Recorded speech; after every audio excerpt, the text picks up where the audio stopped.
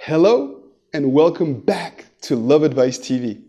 My name is Coach Adrian and I'm so excited to do these videos for you.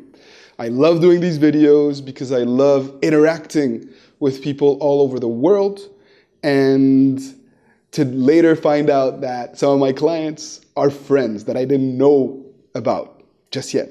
So many times I watch or people reach out to me, and tell me I've watched all of your videos. I feel like I know you, and it warms my heart. And I wanted to thank each and every single one of you for your support.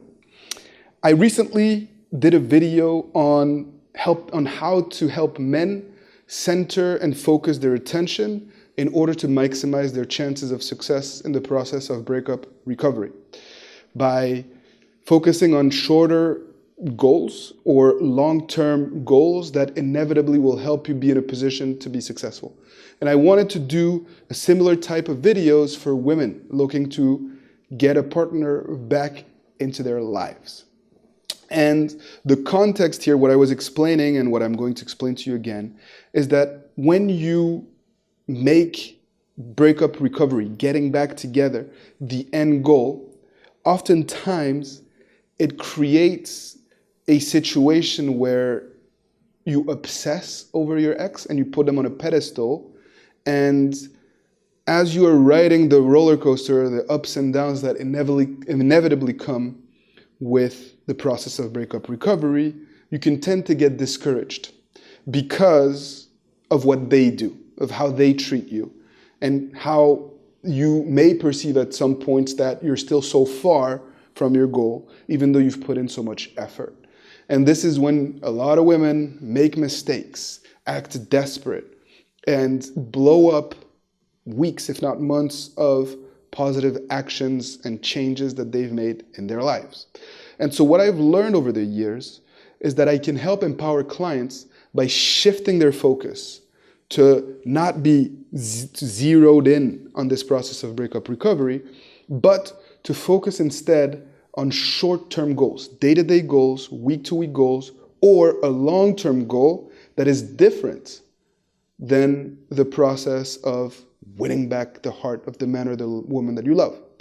And for women, a lot of times, I try to shift my clients' perspective by telling them that the goal is not to win back your ex, but the goal is to position yourself in a way where your ex has to win you back, where your ex has to fight for you because you're so desirable, because you have let go, because you're fearless, because you're so confident, because they need you to be happy and they can see the transformation that has occurred.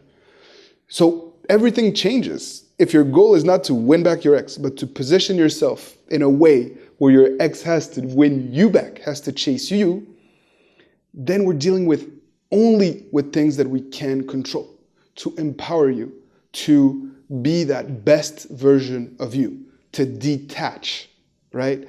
Which is completely different than what people may think about the process of getting an ex back, which is linked around attraction and seduction and all that. Here I'm asking you to detach, to be more independent, to be happy without them, to regain confidence, to let your inner beauty shine, to be social, to go out on dates sometimes. And what tends to happen, especially for women, is that their significant other end up coming back at the very moment where you start to feel that you don't need them to be happy. I've seen this time and time again. The shift happens like that. After some weeks or months, sometimes of hard work, it doesn't come overnight, but the transformation occurs because success in love is about attitude. And we are specifically working on making sure that you're in the right attitude and mindset.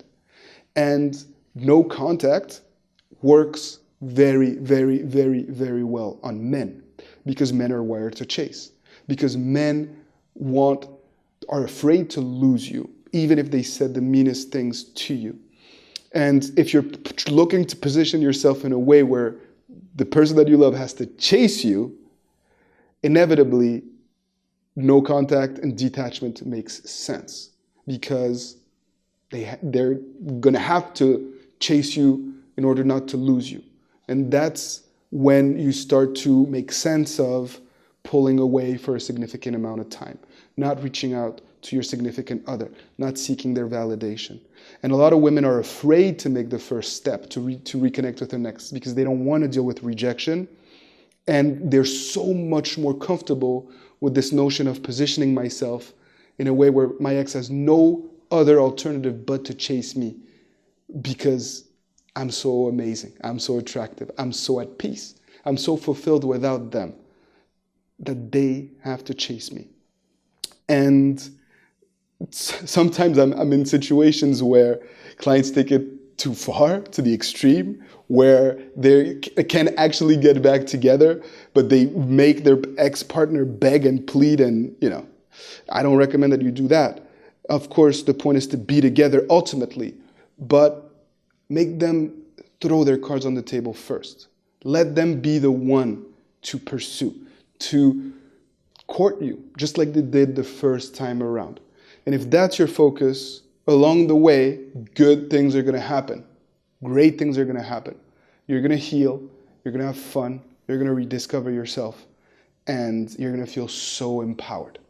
And that's what I want for you.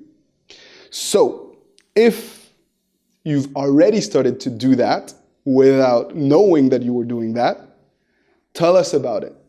Share your experience.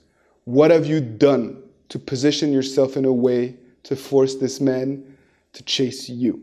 Tell us in the comment section. You'll inspire millions of people all over the world who are fighting the good fight with you. And it helps to see what other people are going through, and it really, really, really warms my heart when I see the camaraderie and the positivity in the comment section of all of these videos, because you're all fighting the good fight. So like this video if you learned something from it, if you appreciated it, so that I can tell my partners to give me some room in the Love Advice TV studios to do more videos for you. And it fuels my fire. I appreciate the love, I really do. So thank you for all the support. Take good care. Keep fighting the good fight, and see you soon.